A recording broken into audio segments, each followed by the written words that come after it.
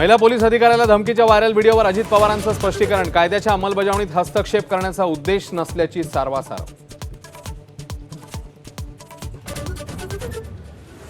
महायुतीच्या नेत्यांकडून अजित पवारांची पाठराखण. अमोल मिटकरींनी आयपीएस अधिकारी अंजना कृष्णा यांच्या नियुक्तीवरच व्यक्त केली शंका. केंद्रीय लोकसेवा आयोगाला पत्र. जीआरमुळे मराठ्यांचा ओबीसीत समावेश झाला. मनोज जरांगेंचा पुनरुच्चार. तर हैदराबाद गॅझेटनुसार सगळ्या मराठ्यांना कुणबी ठरवू नका. एबीपी माझाच्या मुलाखतीत भुजबळांचं सरकारला आवाहन. सरकारच्या मराठा आरक्षणाबद्दलच्या जीआर विरोधात कोर्टात जाणार. भुजबळांचा इशारा. तर कोर्टात काही झाल्यास मंडल आयोगालाच चॅलेंज करू. जरांगेंचा पलटवार.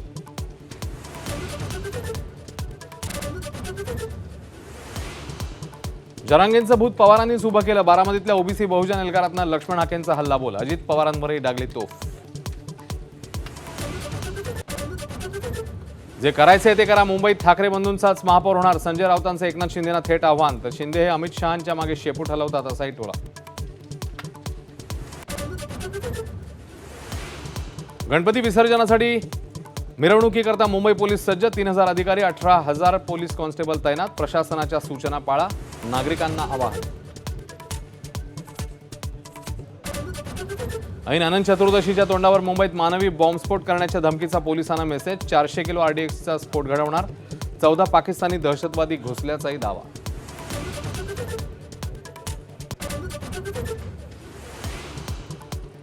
कोल्हापुरात हृदयविकाराच्या धक्क्याने 10 वर्षीय मुलाचा दुर्दैवी अंत. गणेश मंडपात खेळता खेळता आईच्या मांडीवरच सोडला प्राण.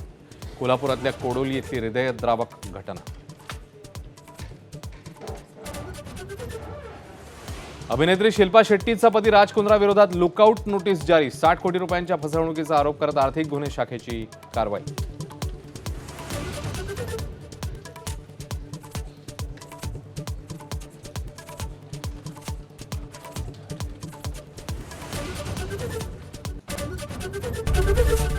एबीपी माझा, उघडा डोळे बघा नीट.